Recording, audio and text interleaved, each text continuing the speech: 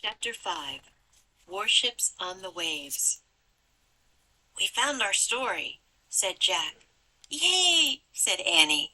"Indeed," said Brother Patrick. "But alas, Brother Michael has not yet completed his work. You will have to return for it." "Oh, shoot," said Annie. Jack was disappointed too. "I don't know if we'll be able to come back," he said. "I don't know if we can even leave without the story," said Annie. Brother Patrick looked puzzled. The two kids looked at each other, then back at Brother Patrick. It was too hard to explain about the treehouse and how the magic worked. Jack shrugged. "We'll just have to try," he said. Outside, the church bell began ringing. "It is time now for our sunrise prayers," said Brother Patrick. "Will you join us?" "Thanks, but we better try to go home now," said Jack. Brother Patrick nodded and led them into the garden. When he opened the gate, they stopped. The horizon glowed pink and purple.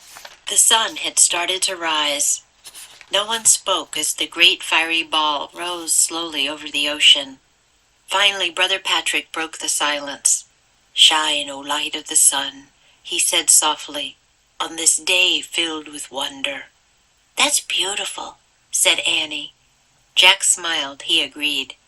Brother Patrick turned to them. "It is such sights as this that inspire our bookmaking," he said. "Now go, and may God be with you on your voyage home." "Thanks," said Jack and Annie. "Do you need me to guide you to your boat?" he asked. "I don't think so," said Jack. "Follow the path to the top of the cliff," said Brother Patrick. "Then use my rope to help you down the steps." "Okay," said Annie. "Bye," and she went through the gate. Jack wanted to go home, but he hated leaving the monastery. It was filled with people doing his favorite things, reading and learning. "I really like it here," he said to Brother Patrick. "I'm glad, but you must go now, while the weather is with you," said the monk. "Everything can change in an instant." Then Brother Patrick turned and went into the church. Jack hurried out the gate. Before he went further, he stopped and pulled out his notebook. He quickly made 2 lists. To make a book: sheepskin, goose quill, paints. To make paint: earth, plants. "Come on," Annie called from the top of the steps. "Coming," Jack called. He put away his notebook and ran along the dirt path to the edge of the cliff. Overhead, flocks of gulls circled in the purple sky. Their cries sounded like screams.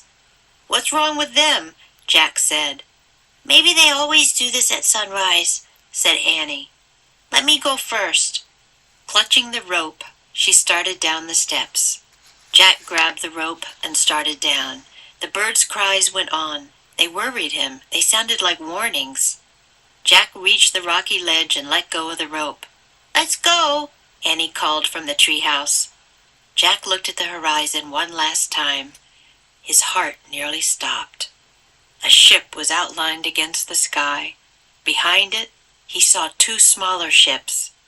As the ships came into view, their bright sails were filled with wind, and their serpent prows blazed in the new sunlight. "Oh no," Jack whispered. "Viking." ㅅ매직트리하우스 Book 15 Viking Ships at Sunrise Chapter 5. Be able to. I don't know if we'll be able to come back. Led somebody into. Brother Patrick nodded and led them into the garden. Break the silence. Finally, Brother Patrick broke the silence. Be with someone. Now go, and may God be with you on your voyage home. Run along. He put away his notebook and ran along. Go on. The birds' cries went on. Let something go. Jack reached the rocky ledge and let go of the rope.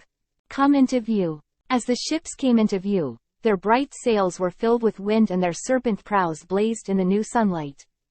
It's now or never.